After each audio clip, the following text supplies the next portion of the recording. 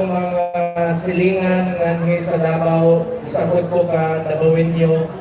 Kaya wala man mo dugay kayo ko nagtrabaho kay Tatay Digong. Si Tatay Digong nahimo na ako ng murag amahan ako. Sobra pa sa amahan. Sa mga Muslim nating kababayan, alam niyo po kung gaano namin kayo minahal ni Tatay Digong dito. Pantay-pantay ang trato niya sa inyo rito. Ako nga mismo inuutosan niya noon na pumunta sa mga mosque para sa mga nahihirap na Muslim na gusto mag-Hajj. Ganon po siya pagtrato ng mga kababayan natin. Mahal na mahal niya, pantay-pantay. Kahit lahat tayo, Kristiyano, Muslim, kapatid tayo lahat. Tagalogin ko na lang ang aking salita kasi yung iba dito, maaaring mga bisita natin na pumunta rito para ipakita ang kanilang pagmamahal kay Tatay Digong. Alam nyo, ito yung pingin ko na pinakamalungkot na birthday sa buhay ni Tatay Digong. Simpleng tao lang yan si Tatay Digong. Alam nyo yan, di ba? Napakasimpleng tao tuwing birthday niya. Marami niyang sinasabi sa akin noon, Bong, ayaw kong lumabas. Magpakain ka lang dyan sa mga, dyan sa Smoky Mountain o minsan doon sa Santa Ana sa mga scavengers. Makainin mo sila, yung mga cancer patients. Sabi niya, ayaw kong lumabas. Gusto ko, mag-isa lang ako, kasama ko ang aking mga anak o apo. Ganon po kasimple si Tatay Digong tuwing birthday. Pero iba po ang sitwasyon ngayon. Mag-isa lang po siya. Wala siyang kausap, wala siyang kasama. Pakiusap ko lang po sa inyo, ipagdasal po natin si Tatay Digong. Huwag tayong tumigil sa pagdasal sa kanyang kaligtasan, kalusugan at kalayaan. Huwag tayong tumigil. Alam niyo si Tatay Digong, ginawa lang niya trabaho niya para sa bayan. Hindi na dapat tatakbo ng presidente noon eh. Pinilit ng tao.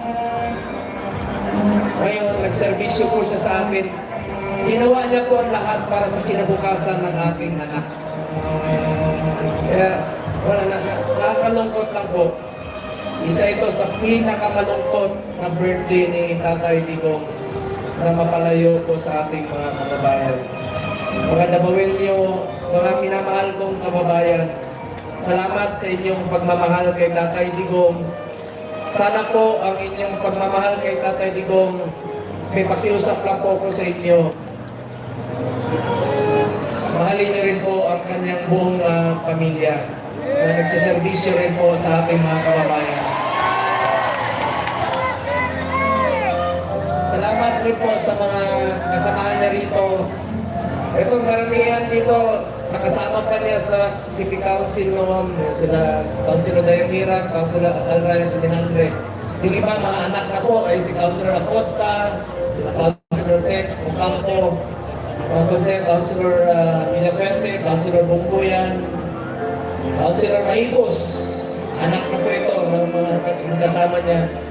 And of course, ang ating mga kasamahan po sa gabinete ni Tatay Digong na patuloy pong nagmamahal, nagdadasal po kay Tatay Digong. Mga cabinet secretaries niya nandito rin po kanina. Ganyan si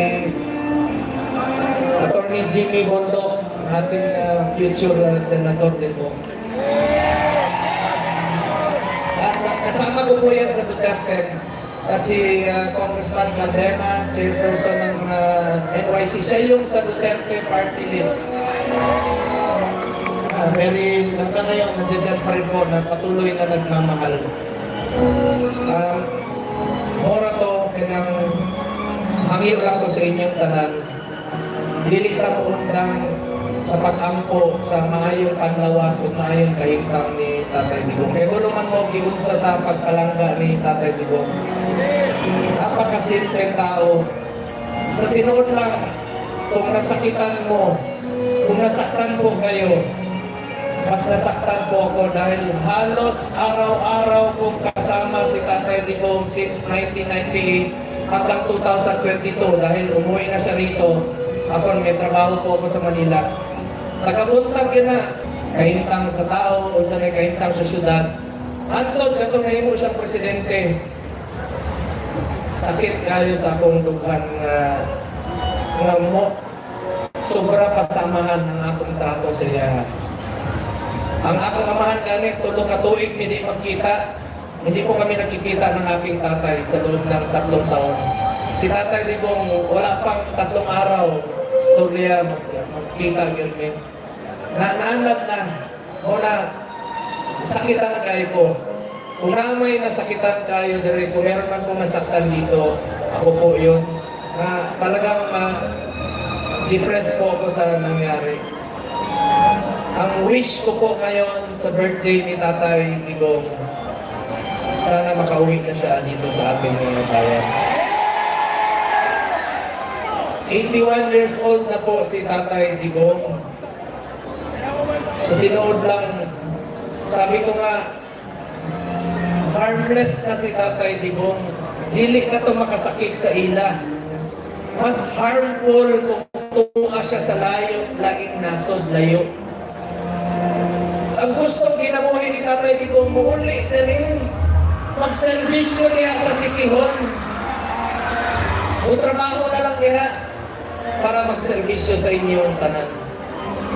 So, nakikiusap po ako sa inyo, huwag po tayong tumigil na ipagdasal po si Tatay Digong. Pero alam mo si Secretary Major Dea, alam mo yung gani ko kanina, pero na ba mo nga pagdala sa Netherlands sa iya, siya to'y kauban sa aeroplano. Pag-amot niya na to, dinala sa hospital si Secretary Major Dea. Kaya atake siya.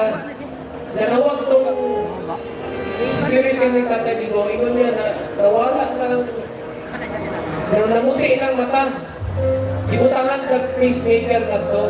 Oo na to siguro karon nga medyo idara naman po, 74 years old na po si Secretary Major Dea. Palakpakan po nato, Secretary Major Dea. So, salamat kayo sa inyong pagpangga. Mga damawin nyo, mga minamahal kong kababayan, maraming salamat po sa inyong pagmamahal sa Tatay Digong. Salamat kayo. Pinalangga yun po ni Tatay Digong sa Timona. Duterte! Duterte! Duterte! Duterte! Duterte! Duterte! Duterte! Kung naanan ko yung sa Tatay Digong, mali pa ito na ang inyong suporta kung pagpangga kanya. Dagang salamat kung tayong gabi sa inyong kanya.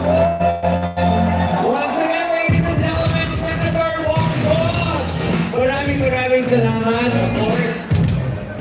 Senator Wong Bong, thank you very much for that very touching message. Naiyak ka? Muntik na ako maiyak. And then, mukha na nun. And then sabay-sabay tayo kakanta ng happy birthday kay Tatay Digong. To be led by Abeng Padilla. Why me? Ready na po ba ang lahat? Ready na ba ang lahat? Ready? In 3, 2, 1. Happy birthday to you. Happy birthday to you. Happy birthday, happy birthday. Happy birthday to you. One more time, mas mabilis. Happy birthday to you.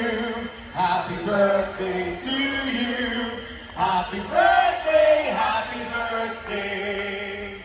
Happy birthday to you. Mas malakas. Happy birthday to you!